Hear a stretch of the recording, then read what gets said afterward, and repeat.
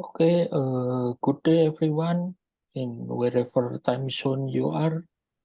It's evening now in Indonesia. Welcome to the second edition of Babelica, the online international book fair of independent publishing, organized by the International Alliance of Independent Publishers. Every 21st September, like today, we celebrate International Day of Bibliodiversity, and that's why Babelica are held around these dates. Right now in this session, we have with us here Dr. Vandana Shiva, a world-renowned scientist, activist, author, whose book have been translated all over the world and had a huge impact to the environmental and grassroots activism. Last year, Dr. Shiva had launched her memoir called Terra Viva, and that will be the topic of our talk today. We would like to acknowledge that this talk is organized in partnership with AFD Campus, and before my colleague Paulo give presentation about the memoir and the co-publishing project, first I would like to give time to Dr. Shiva to give a short introduction. And to the audience, please note that this session is being recorded. If you do not wish to appear on the video of this recording, you may turn off your camera. If you have a question or technical problem, please use the chat. There will be time for discussion with the audience at the end of this roundtable. So the floor is yours, Dr. Shiva, like about 5 minutes.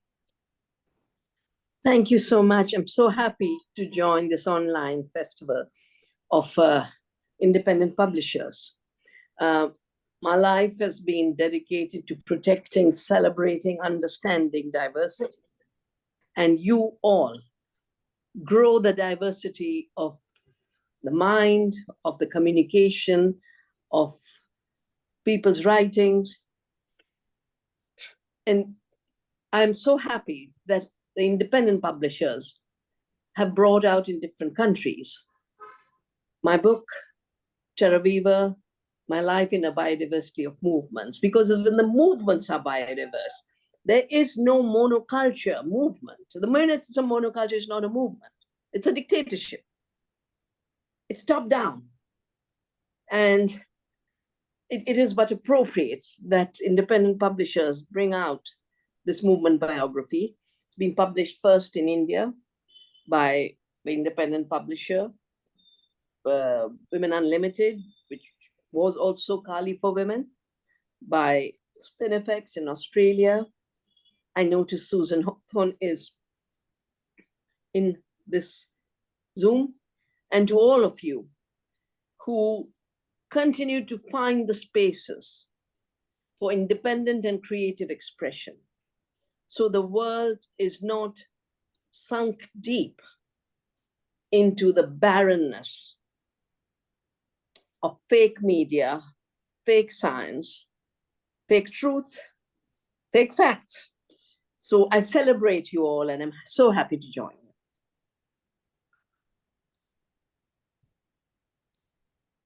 you. Thank you. Thank you, Dr. Shiva. Now, Paulo, it's your. Gracias, muchas gracias, Ronnie. Bueno, thank you, Ronnie. Thank you, everyone. Thank you to all of you who are following us. It's a pleasure to be here, joined by Dr. Vandana Shiva in this talk. I'm joining from Chile, from the other part of the world,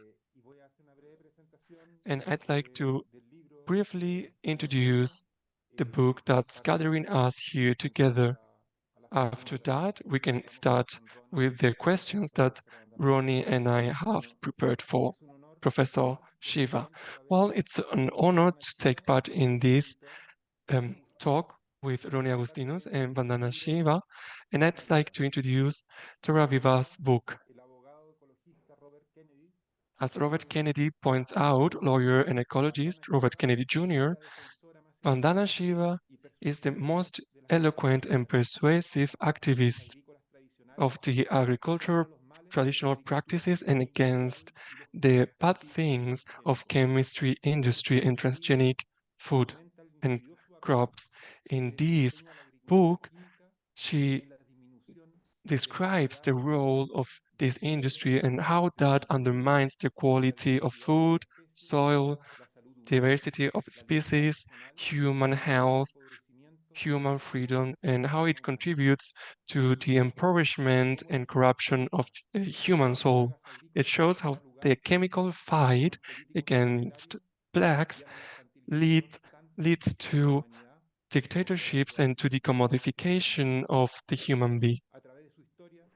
Through her story, her fights, her struggles, her career, we can dive into many of the main challenges that women and men of the past and of today have in order to save this planet from deprivation and how to build a fairer world in which everyone is involved and in which nature is defended.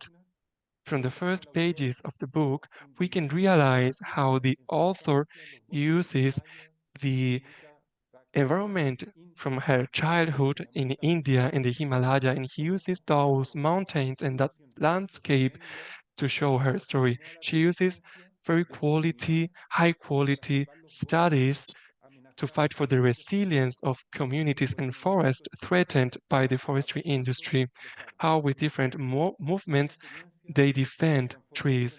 This experience, as she highlights in the book, turned into the University of Ecology, enabling learning from communities with a rich traditional knowledge. Terra Viva is a very enriching walk through the different movements. It's a long journey full of adventures, full of experiences, full of fights and lessons, of gatherings and critical reflections, which show how she understands that ecology is not only a simple intellectual answer to nowadays problems, it's a physical sense, it's the feeling of the earth. That way, the different chapters of this book help us to look into the future, into the past, into the present, to save forest seeds, because they will help us to protect food, to promote women's fight for freedom, and to end with water pollution, with patent for life and diversity. Y acción climática. It helps us to be alive. We are the environment, and each chapter is a lesson from the individual and collective wisdom to learn how we can take care of the soil, of health, of people, and the planet. It's a remarkable work from a remarkable woman, and today we're here to celebrate her. The work is already in English thanks to the publishing by colleagues from India and Australia. It will also be co-published by different members of the Alliance. For example, 𝘔𝘰𝘷𝘦𝘮𝘦 Critique and Humanism from Bulgaria, Boitempo in Brazil for the Portuguese translation, 𝘔𝘰𝘷𝘦 in Indonesia for the Indonesian translation, Contenta Me Tienes in Spain for the Spanish translation, Loma Ediciones, Econautas Editorial, and Icono Editorial for the co-publishing in Latin America. Then we have White Project in 𝘔𝘪𝘧𝘦𝘳𝘴 in France for the French translation. And there are still more translation and co-publishing projects to come, including the translation into Arab by the Arab Language Network of the Alliance. Many of these translations have been supported by the Foundation Jan Michalski. And we thank Vandana for her coherent expression. I'd also like to thank Vandana again for being here with us today. And we are going to start with the questions that Ronnie and I have prepared. So I'd like to give the word to Ronnie. Thank you, Paulo. Very nice introduction and capture the essence of the memoir very nicely. My first question to Dr. Shiva is that from your memoir, we can read very clearly that you have been involved in many kinds of activism across issues, across movement, and across level. But as what I see today, at least in my context, in Indonesian context, these various movements seem separate from one another. Many that fight against, let's say, pollution feel that they have nothing to do with women's rights, or activists for food sovereignty isn't related with the issue of racism and so on. From your experiences, do you think this is what we mean by biodiversity of movement, or that we should have one big overarching issue to encompass them all? Thank you so much, Ronnie. And thank you, Paulo, for the introduction. For me, there's an overarching issue. And the overarching issue is what has guided my life. Even the time when I was doing physics and the time I was doing my PhD in quantum theory. For me, the issue is, how does nature work? Yeah. And that understanding, that deep understanding. And the second issue is, and I've talked about it in the book, when I first saw forests disappear, because I grew up without the kind of destruction that the greed economy has spread everywhere. There's no forest that's safe, there's no river that's safe, there's no community that's safe. But I saw a forest disappear before I went for Canada to do my PhD. And that's when I first heard of the 𝘓𝘪𝘧𝘦 movement and joined the 𝘓𝘓𝘧 movement. Now, I used to come back for my vacations to volunteer for the 𝘓𝘓𝘧𝘓 movement. But you couldn't say the 𝘓𝘓𝘧 movement is just about the forest. It was about protecting the forest because the forest is where the water came from. So it was a water movement. It was about avoiding disasters, the landslides, the floods that all our countries are witnessing whenever the forests are destroyed. It was a movement of basic needs. There was no separation between nature, nature's rights, and people's rights and people's needs. So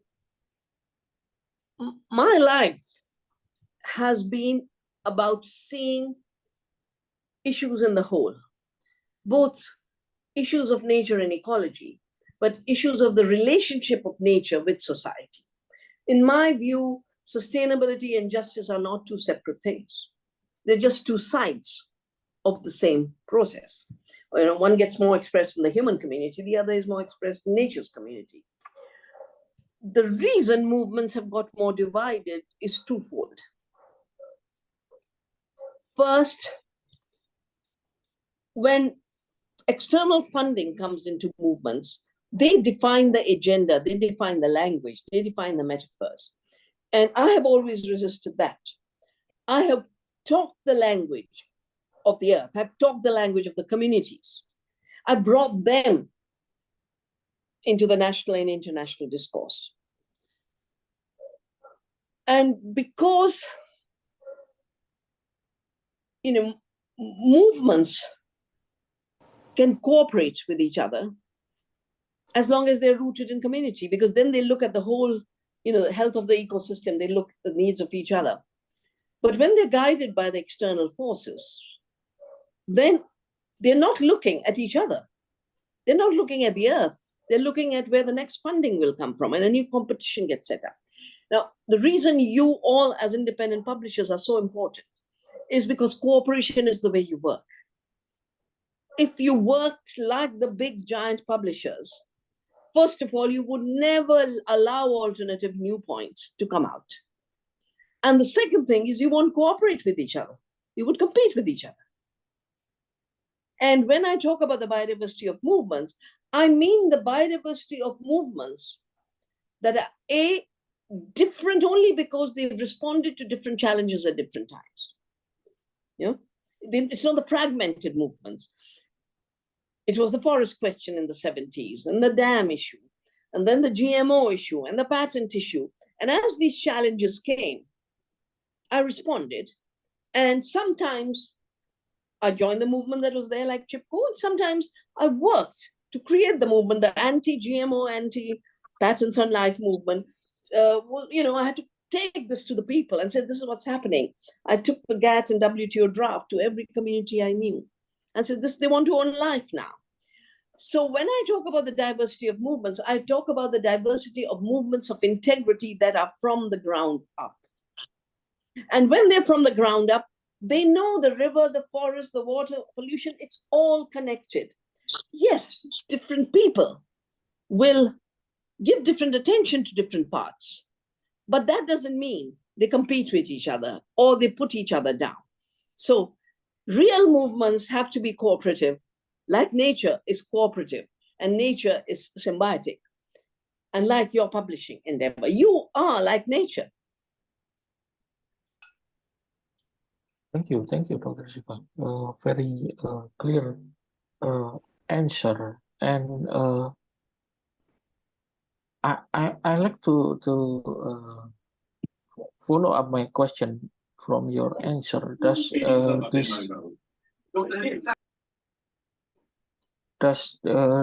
the external funding that you mentioned really does more harm generally? You know, so in between there was an interruption, Ronnie. Could you say that again? Did the external funding that you mentioned does more harm than benefit to the movement, overall movement? Well, if the external funding becomes the master, just like if money becomes the master, if the market becomes the master, if technologies become the master, then they will cause harm. But when you are constantly aware of where the external funding is coming from and the movements are in control, the movements say, we will protect nature. The movements say, we will defend community rights. And I'm very happy to say, Ronnie, I've been to Indonesia many times. In fact, I'll be there for the Ubud Festival at the end of October. But once my trip was for seeds, and I created the seed bank in Bali, and I traveled the whole area. I, in fact, even went to a village. The farmers had been arrested for making their own seed, because that is the kind of laws. And if for that work based on autonomy, sovereignty, integrity, solidarity, some funding comes, but you tell the funders, this is what is needed, and this is how we'll do it. You don't turn into little cogs in their giant machine. You don't cripple yourself, you empower yourself. Yeah. Thank you, Vandana. I give my time to Paulo with this question. Muchas gracias, Ronnie. Thank you very much, Ronnie. First of all, I would like to thank the Alliance for the organization of Babelica and to the interpreters, of course, because they allow us to talk to each other, even if we speak different languages.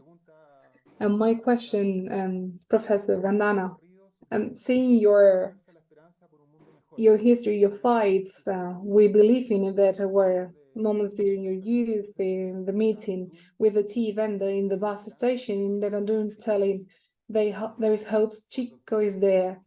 Everywhere, women and men are more aware of the importance of saving the forests, the seas and the water. But at the same time, we see that many people, against their own direct interest and rights to health, education, nature, they finally support fascism, populism like Trump, Bolsonaro, among others. Why do you think these popular sectors, the media in general, these destructive people are so attractive? How do you think we can manage and face these hate campaigns and destruction for most people defending and fight for a better and fairest world in order to save the world? Thank you, Paulo. You know, we've been through many phases of history. You know, Latin America was colonized by the Spanish and the Portuguese, all of Africa, Asia. We were colonized by the British. Indonesia was colonized for the same spices by the Dutch. And you know, the Dutch East India Company and the British East India Company were born around the same time. And then for decades, we had movements for freedom everywhere around the world. And we all got freedom. We got political freedom.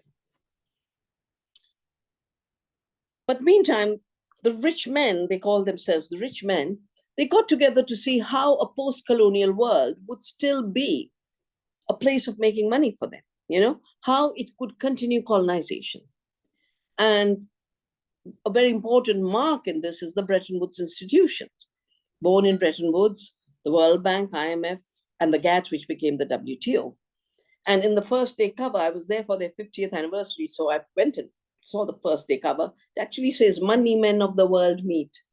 That was a meeting of the money men wanting to know how to keep the money going. So then we had this phase of development, which was World Bank, IMF, pushing money to say, take the pesticides, take the new seeds, take the fertilizer, make the dams, borrow from us, and then we will put structural adjustment. All our countries have been through it.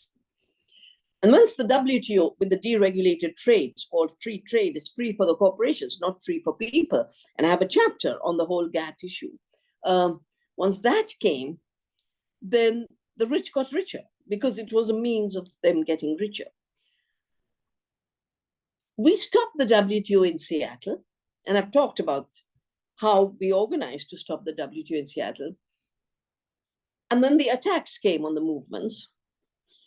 And the journalists would come to me and say, "Oh, well, we know what you're against, you know, you're anti-globalization, but we don't know what you're for." I said, "We are against corporate control over our seed, over our water, over our food, because we are for the freedom of the people. We are for the freedom of the rivers to flow. We are for the freedom of the seed to grow.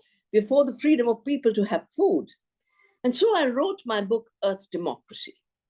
And in Earth Democracy, I have a final chapter, because around the same time when globalization was growing, exactly at that same time, this new division and hate was growing. You know, it's cotemporous. The extraction of resources, of economies, and the dividing of people.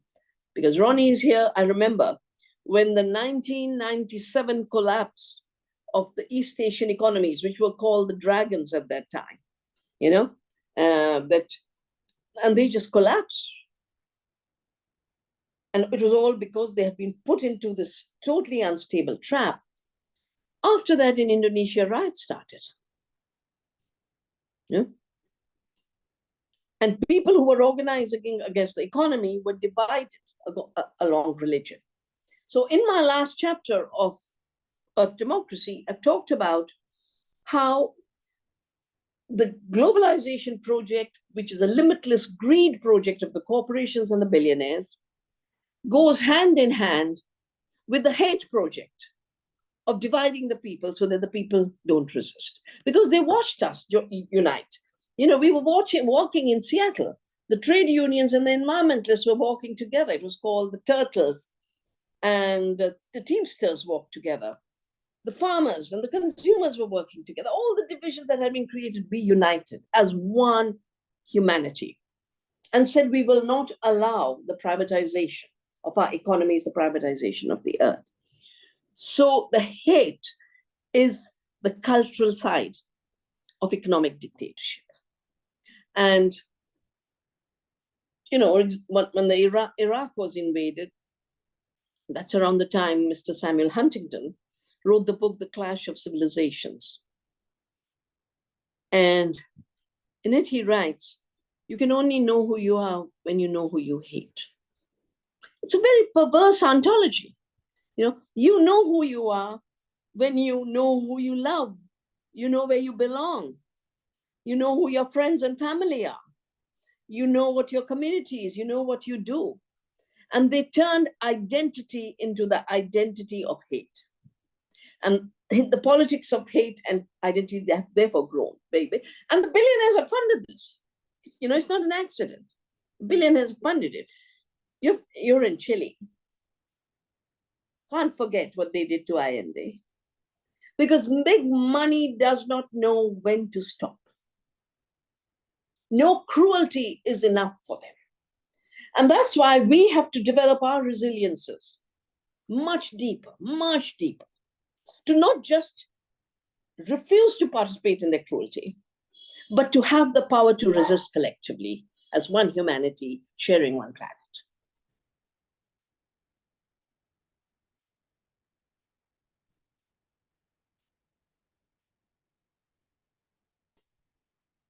Muchas gracias, profesora. Sin duda, hay Thank you que... very much, Professor. I think we need to resist this logic. Of course. I give the floor again to Ronnie to keep going with the questions.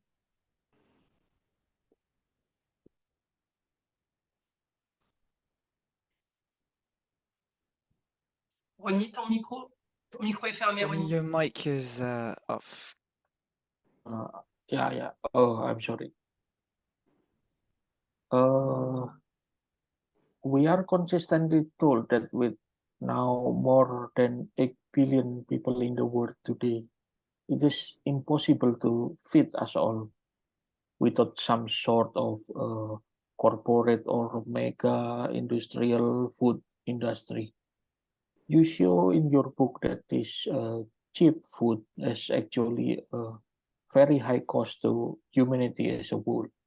But how's to imagine the alternative? Yeah. I was thrown into looking at agriculture in 1984. My chosen field is physics. My PhD is in the foundations of quantum theory. And that's where my inquiry was. But 1984, Punjab, where I had done my MSc honors in physics, exploded in violence. This is where the Green Revolution was first introduced. Of course, Indonesia also had its Green Revolution. And in fact, the rices of the Green Revolution were derived from 𝘓𝘓𝘳𝘓𝘢, Indonesian rice, a dwarf rice. And then that same year, a pesticide plant leaked in the city of Bhopal and killed thousands of people. Those days I was working for the United Nations University on a program on conflicts over resources. And I said, there are conflicts here, but it's not clear. I know people are killing each other. 15,000 people are dead in Punjab, 7,000 in one night in Bhopal. And I'd like to investigate this in the project, which they allowed me. And I wrote the book, Violence of the Green Revolution. And since that time, I decided I would look for and practice and promote a nonviolent agriculture. So the first idea that without the corporations, the world can't be fed is false. First, because all that the corporations brought us were chemicals. And these chemicals came from war. They are all descendants of the chemicals that were developed in Hitler's labs by IG Farben and Rockefeller, the Standard Oil. Rockefeller brought the fossil fuels and the finance, and IG Farben brought the expertise in chemicals.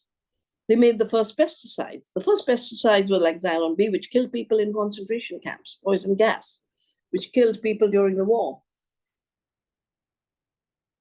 Fixing atmospheric nitrogen by burning fossil fuels was the way to make explosives, make ammonia and ammonium nitrate, which was then the explosion. But that same system then became the chemical fertilizer. That's why so many bombs are fertilizer bombs. So I went deep into looking at, do chemicals produce more? No, they don't. They don't produce more food. They force a system to become a monoculture because chemicals are intolerant of diversity. Once you put a chemical, you have to have one crop of the same uniform variety. So they promote uniformity. And in the process, chemicals promote commodification. So yes, you get more rice and wheat, but you get no pulses and no beans and no oilseeds and no vegetables. All that disappears from the diet. You get a lot of soya bean, but 90% of the corn and soya being grown in the world today is going for biofuel to drive cars and animal feed for factory farms. So I said, they measure yield per acre and say, oh, we are growing more food. But what does yield really tell you? And as the scientists have admitted, it doesn't measure the whole plant. It doesn't measure the whole farm.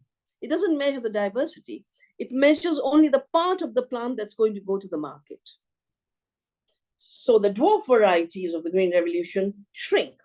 They become dwarf. The straw goes, but straw is food for the soil to give you next year's food. Yeah, it's the fertilizer for it's the food for the animals to be able to work with you without fossil fuels. So you start to destroy the food system. And we said, we will not measure yield, which doesn't tell you the state of the soil, the state of the farmer. It doesn't tell you the quality of the food. Because we're making more commodities, but these commodities are nutritionally empty. The research is now showing 70 to 80% of the nutrition is gone because we are not feeding the soil. Nutrition in the soil, in the food comes from the soil. You're not feeding the soil, you're starving the soil, you're poisoning the soil. So you're getting nutritionally empty food. And then you just measure commodities. That's not food. You can't live on rice alone. You have to have something to go with it. You can't live on chapatis and bread alone. You have to have things to go with it. What was accompanying has disappeared. So you have malnutrition on a very high level. So we decided to measure nutrition per acre. And because I was saving seeds, we started to measure the biodiversity that farmers were growing. And our research done on very deep levels, farm to farm, plant to plant, diversity to diversity. Our research, it's in a book called Health Per Acre, and I'm cited it in Terra Viva. We have been able to show that the more the biodiversity, the more diversity gets back together, then there's more cooperation there is between the plants, just like independent publishers. There's more intense cooperation. And with that intense cooperation, without external inputs, biodiverse systems are producing more nutrition per acre. We don't measure commodities that go to the market. We measure the nutrition.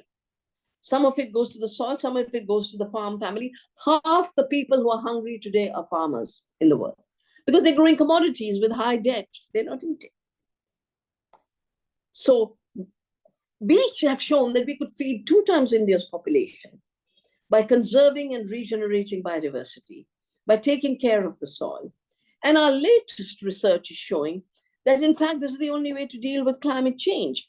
50% of the emissions come from industrial agriculture. 100%. You can drop that 50% to zero, but you can take down the rest by the way photosynthesis happens.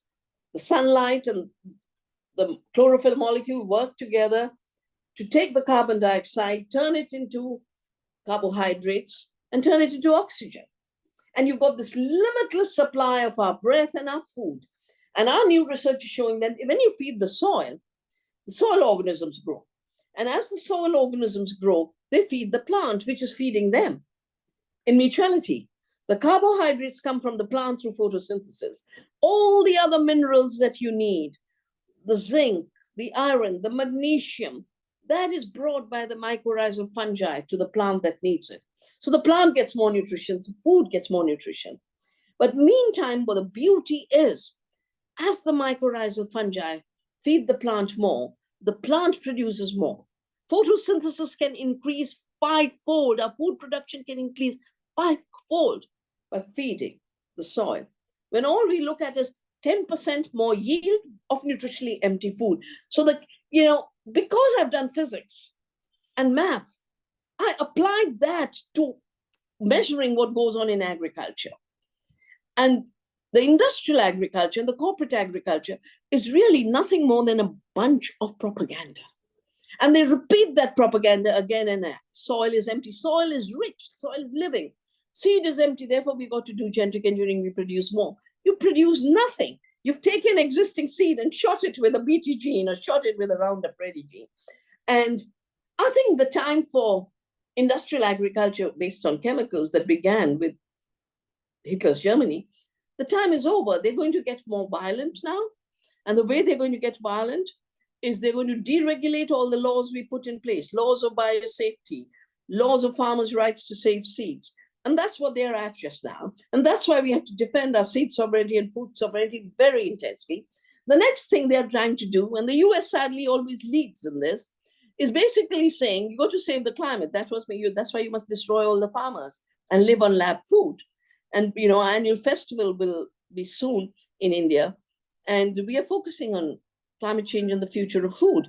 No, food is a necessity, not just for human beings, for every being in the world. That soil, fungi needs food. We can't deprive it. The more we feed it, the more food it gives us.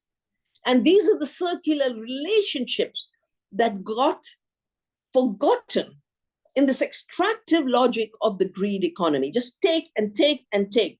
Leave the third world in poverty. From where you got your wealth. From India, the British took $45 trillion. And they left us in poverty. But the earth can give us wealth, true wealth, if we remember how creative the earth is. We remember our indigenous knowledge. We don't look down on ourselves. We learn how our ancestors for thousands of years. I have been to Bali and those amazing rice terraces, and the amazing cooperation in distribution of the water for those rice terraces. Those are sophisticated systems. So we need to learn. The industrial agriculture is a very crude war enterprise. They use chemicals that come from war with a mentality that comes from war, that every insect is an enemy, every plant is an enemy, spray Roundup, spray glyphosate.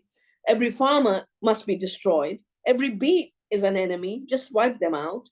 Just spray, spray, spray. A war logic cannot protect the earth. And since food is the currency of life, it cannot give us food. Thank you, Dr. Shiva. A very encouraging explanation. Let's get back to Paulo with this next question. Muchas gracias nuevamente, Ronnie. Thank you again, Ronnie. Before asking this question, I'd like to ask the participants to reflect on any questions they may want to ask to Professor Shiva, so that we can read them afterwards, before the end of the talk. So the question for Professor Shiva is regarding the book. In her scientific study, thanks to that, she was gaining more and more consciousness of the fact that scientific knowledge was at the service of the destruction of nature. And you are clearly an example on how to put science at the service of communities and nature. How can we then get a better commitment, a higher commitment from the scientific community to put science at the service of a better world and not at the service of big powers and capital? In that same line, how can we face that dichotomy between Western science with the patents and logics of intellectual property with the knowledge from communities, in particular regarding biodiversity? Yeah. So, actually science too is very pluralistic and very diverse, thank goodness. The dominant science that was evolved as part of colonialism and part of industrialism was articulated by people like Bacon, who said we have to turn nature into our slave. And he and Descartes, Boyle actually worked on defining nature as dead, as something to be exploited. And they created the mechanistic philosophy, the reductionist philosophy of separation. That's the dominant science. But when systems are living and everything's connected to each other, Separation doesn't bring you knowledge. It gives you power to dominate, but it doesn't tell you how the mycorrhiza works with the plant.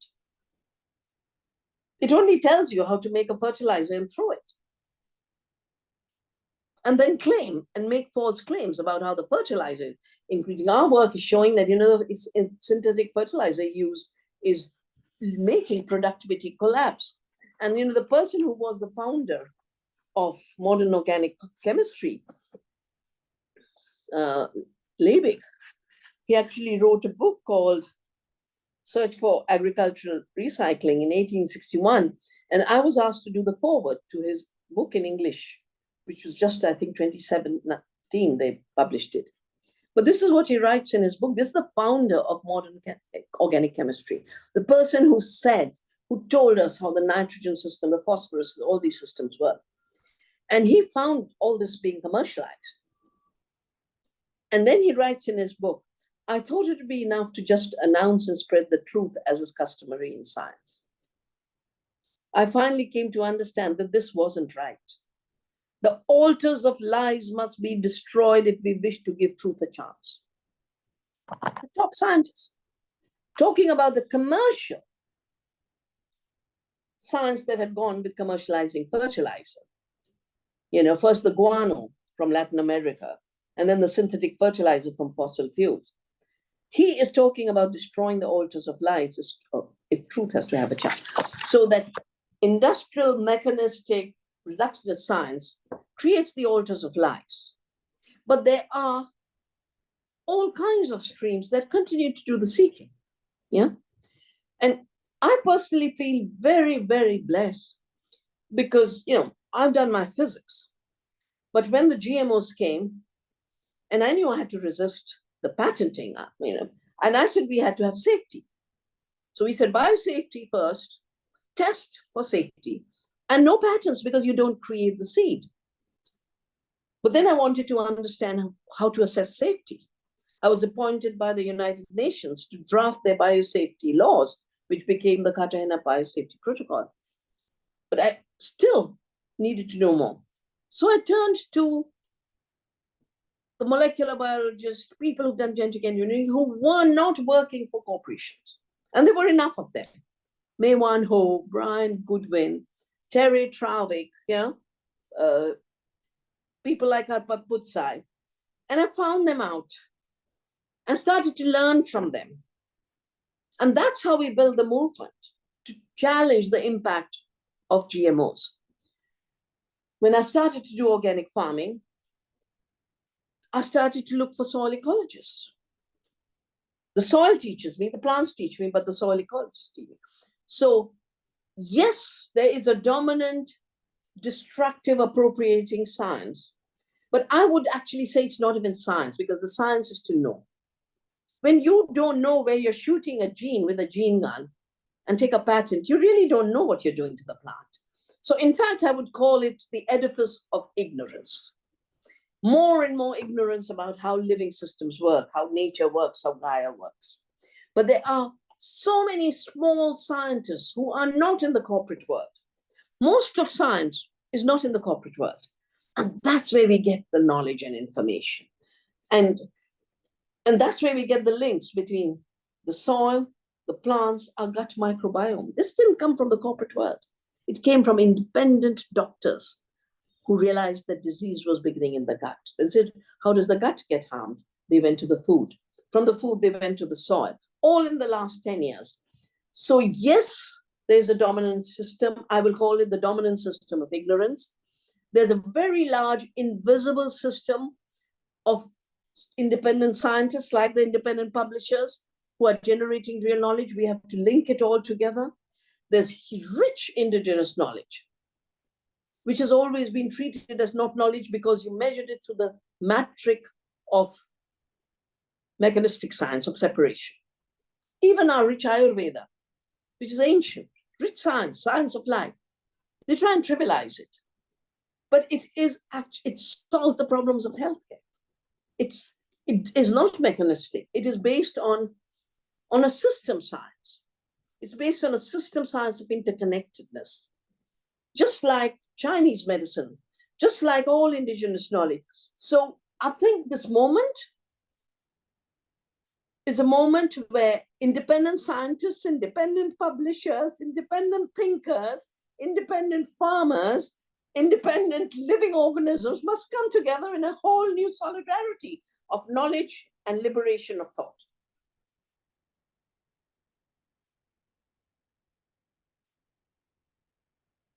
Muchas gracias, profesora. Dejo. Thank you so much, Doctor. I'd like to give the floor again to Ronnie.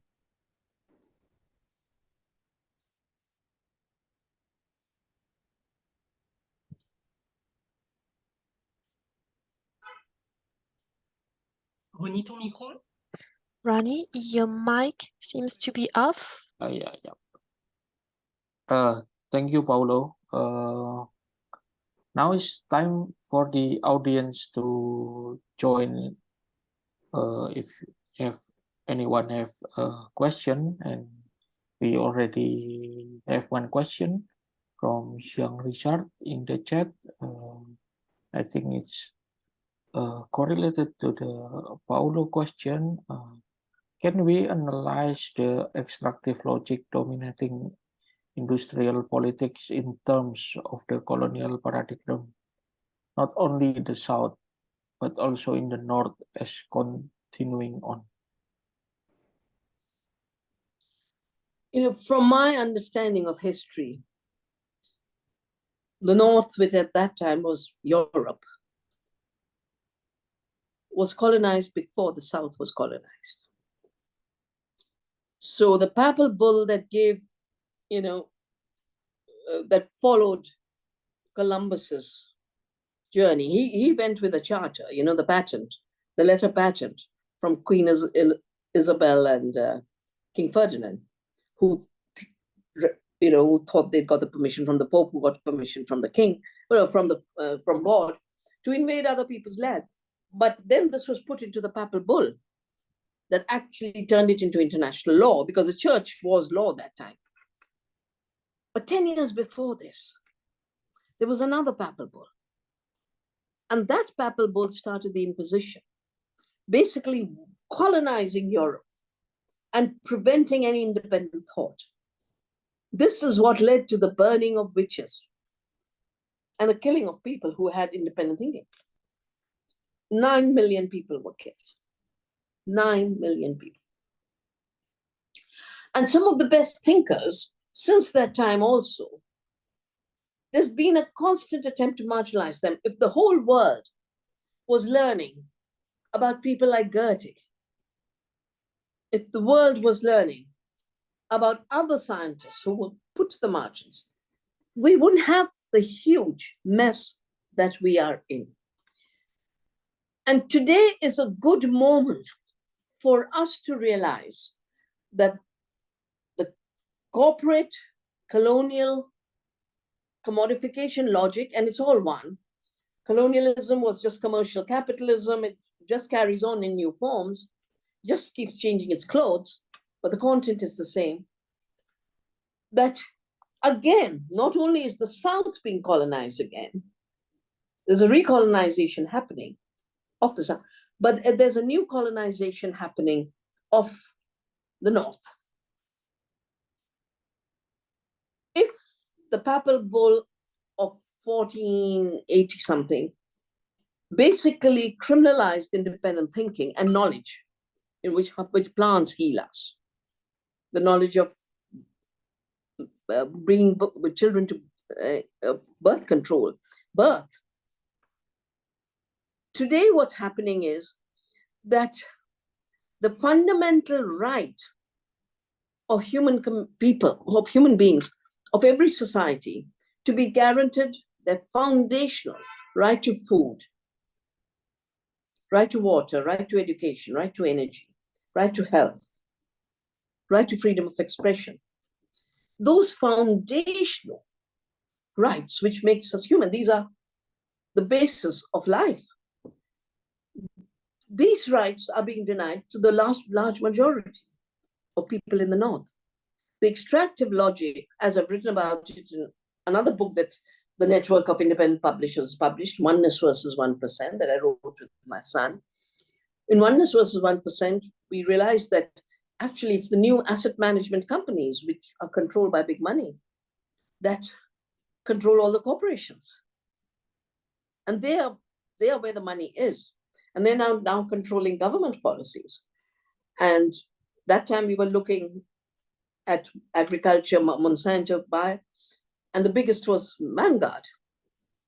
But BlackRock is the other one. If you look at any corporation, the first three investors are BlackRock, Vanguard, State Street. They're not small individuals. It's giant investment firms. And for example, BlackRock had just taken over all the housing of New York, all the housing of Toronto, 60%. And people are homeless. People who were middle class yesterday are street dwellers today. And that to me is colonization. When you can't even have a place to live. Look at the queues of people in food kitchens, Milan, New York, everywhere. People are hungry in the rich world. So the extractive logic of today is basically, it's said always to the South, you don't really matter, the poor can go. They're now saying to the 99% of the people of the North, you don't matter. And then they've got these people who articulate this position, at the top level. Mr. Zuckerberg gave a Harvard speech and said 99% people will be useless. Mr. Yuval Harari, who's, the World Economic Forum advisor, he repeatedly talks about most people will be useless. And before they create a rebellion, we should just, put them in their place with games, distract them with their games. And they're accepting the inevitability of 99% being useless. That's why we have to say, no, each of us is relevant. Each of us has a contribution to make. Each of us has a right to live. And these are the new connections of the multiple colonialism that we must see, identify, and overcome. What we need today is an international decolonization, as well as a decolonization of the earth as a whole. And when we start to look around and say, if we start to join all the excluded people, we're a very big movement. And that's why we have to find ways to communicate to each other. It will not come from mainstream media. It will not come from the big TV networks. It will not come from the big newspapers that are all owned by the billionaires. It will come from independent publishing, independent sharing of knowledge and information. And a few ideas, like on agriculture, we've generated the ideas, we've generated a global movement of regenerative organic farming. And everywhere it's spreading. We spread a global movement of saving seeds. That's our right to save seeds. It's our duty to save seeds. We will not accept intellectual property. And I think we need it for every field, for education, for housing, for health. And there are enough people in the movements, but what's missing is they're not seeing where the greed is now coming for your next piece of bread. And we need to keep one eye on them and one eye on the ground to see how we can organize better to defend everyone, the last child, the last person, the last bee.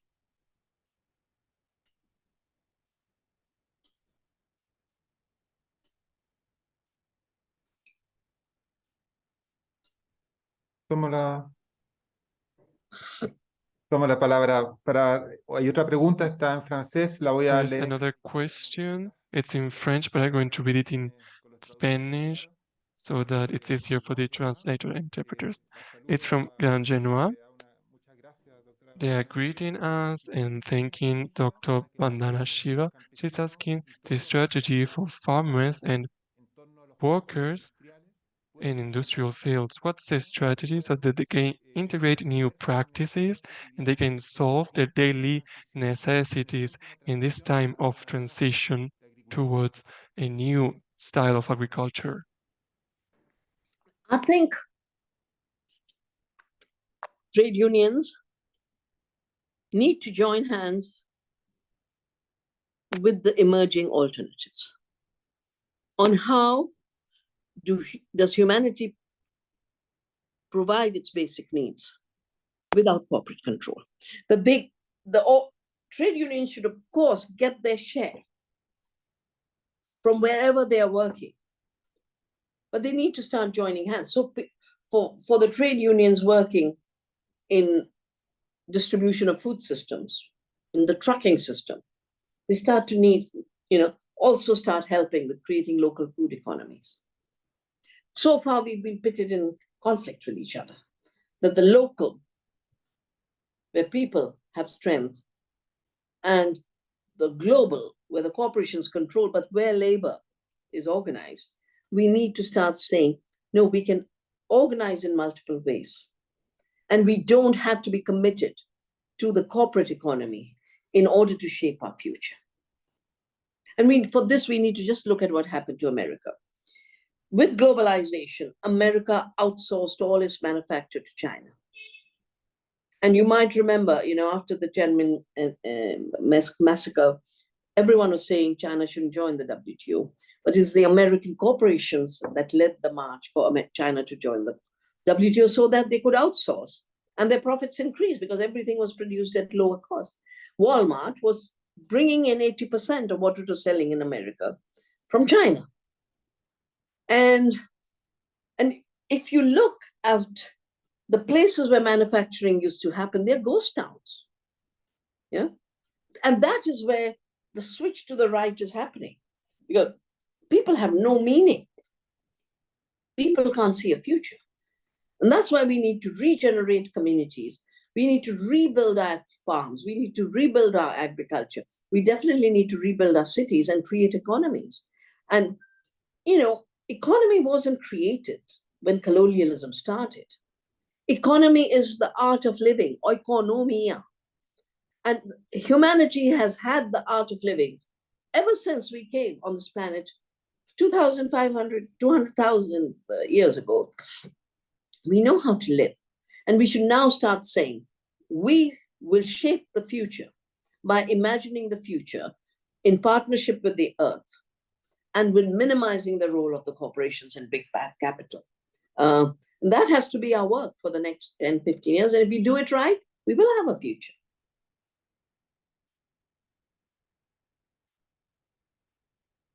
Okay.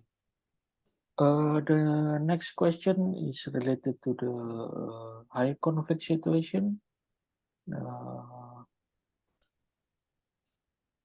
The corporation, states, and supra-state organizations are under the guise of so-called New Green Deal, attacking ecological movement, taxing them of eco-terrorism, criminalizing them, moving toward authoritarian and anti-democratic position. How can we fight against such polarization?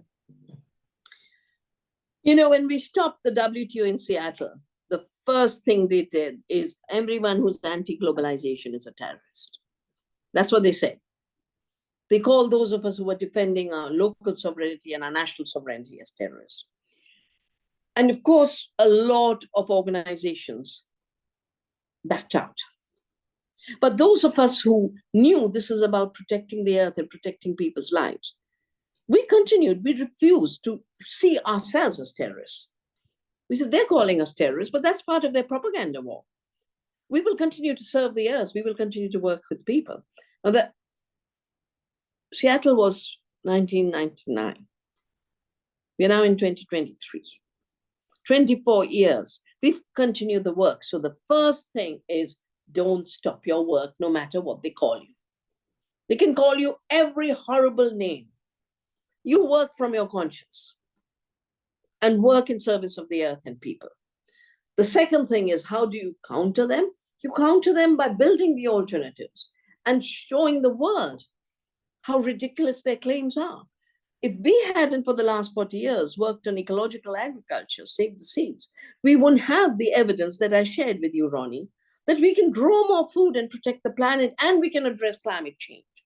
And no matter how much they suppress this, because it is the reality and the truth, it'll come out in hundreds of places. They'll shut down organizations. They will shut down media. They will shut down labs.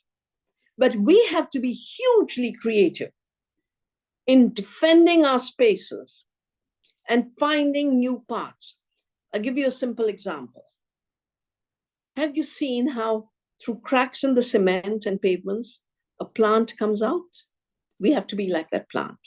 We have to be like the light that comes in through the crack. There are cracks all over in the system. We have to be the light that comes through the crack. We've got to be the plant that grows from the crack. And we should not expect a system that is designed to destroy life on Earth, to destroy our rights, to be doing anything for us. Yeah. Resistance has to be our creative action. And everything we do to build alternatives has to simultaneously say, and I don't need you. I will save seeds. I don't need your GMOs. We will create independent publishing. We don't need the big publishers. Yeah. We just tell ourselves that all the time and do it. Not just do it in an empty way, but do it.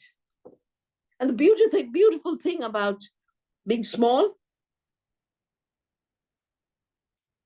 is small can find space much more easily.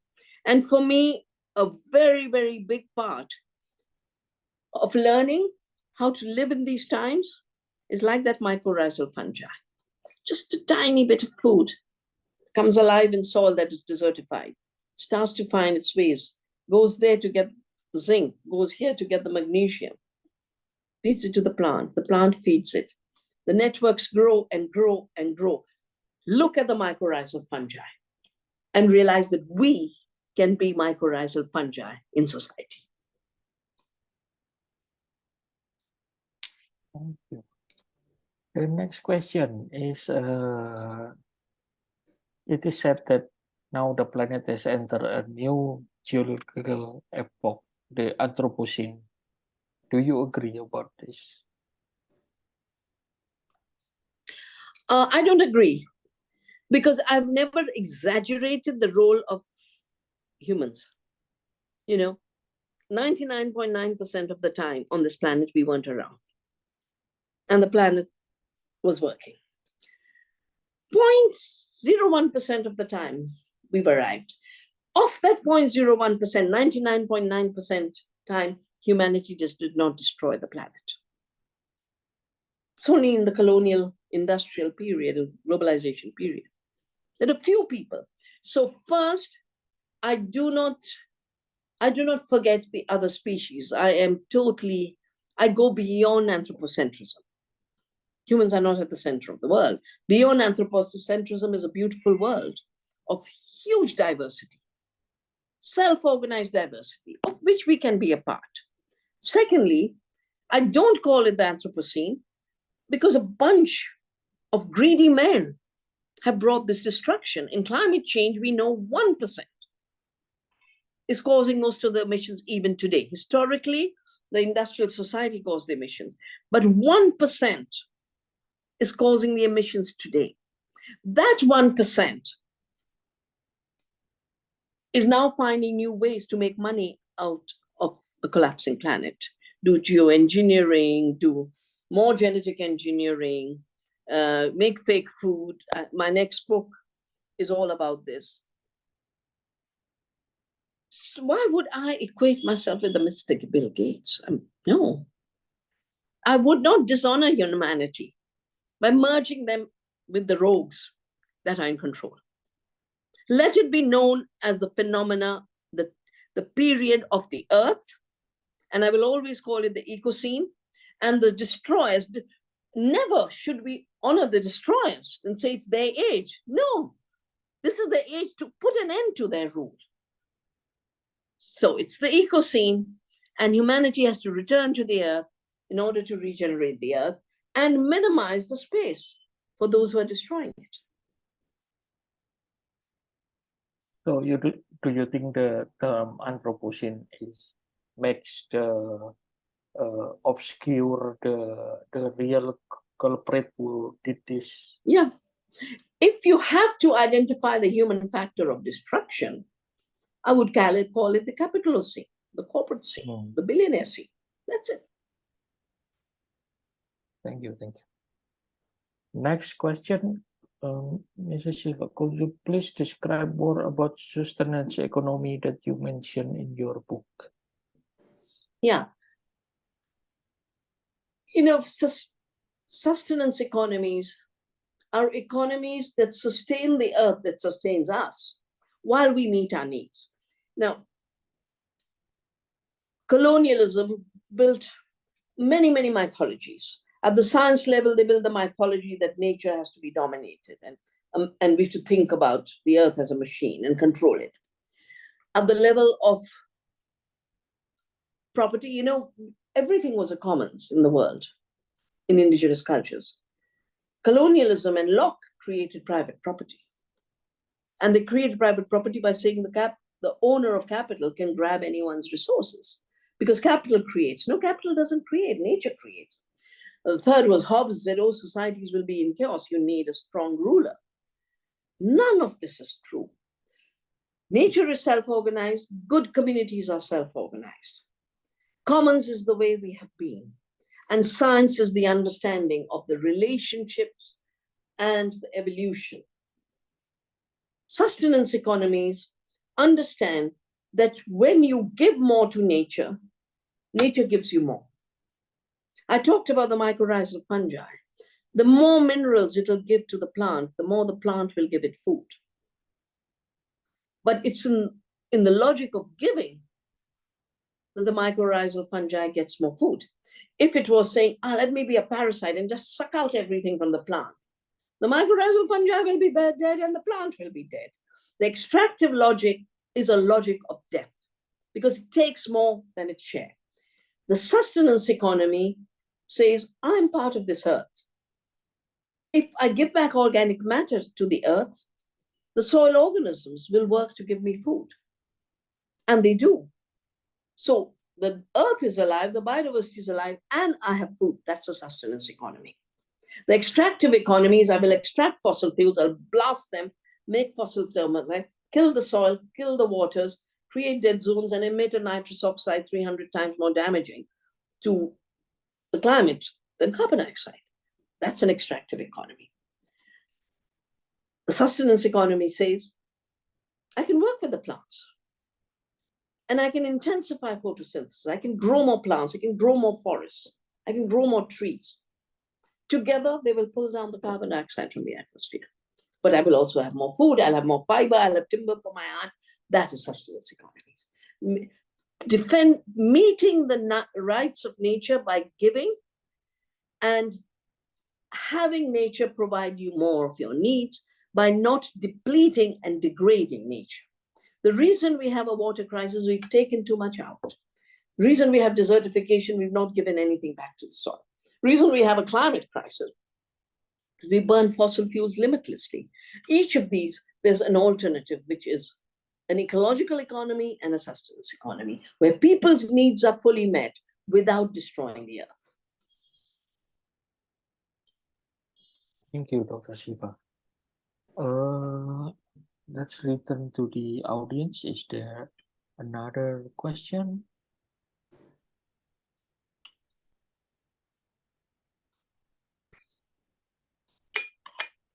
Paulo, you like to comment or take over?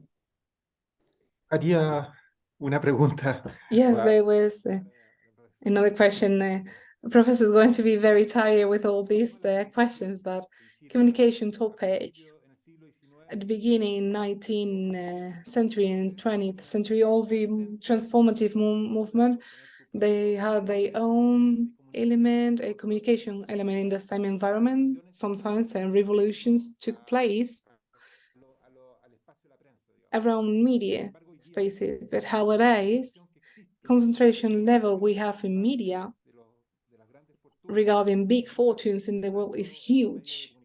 In classic media and today in social networks, through the internet, for instance, how do we face with these transformative speeches, the mastering of media, which has damaged a lot people conscious in order to, we need to, how do we retake the system? Well, I think we have to learn to start boycotting the big media that only sells propaganda and does control through censorship. We know it's all established by now. I don't watch TV. I just don't. I barely read newspapers, except when I'm traveling and it's the only way to, keep busy. And that's when I pick up a few snippets here and there. You all are today's independent communication. The fact that we are not living in countries where a newspaper covering independence will become the national newspaper. We have beautiful ones in India, 𝘓𝘪𝘧𝘦𝘳𝘏, Samaj. And they're still the more independent voices. But the fact that that's not available today doesn't mean that there is no system of communication. At the level of books and literary, you are the alternative. But at the level of knowing what's going on, I would say, interact in your community. The answer to Mr. Facebook is to have real friends.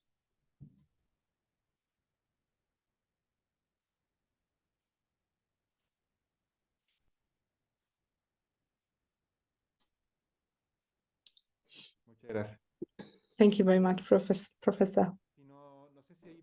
I don't know if there are more questions. If not, we can close this very interesting meeting. Thank you very much, Thank Professor you, Paolo. Vandana Shiva. Thank you, Paolo. Thank you, Ronnie. Joy meeting you, and I hope one day we will physically meet. But thank you today. And like I said, you are playing a very important role in this period of monopoly and control and censorship. So please continue your work. Gracias.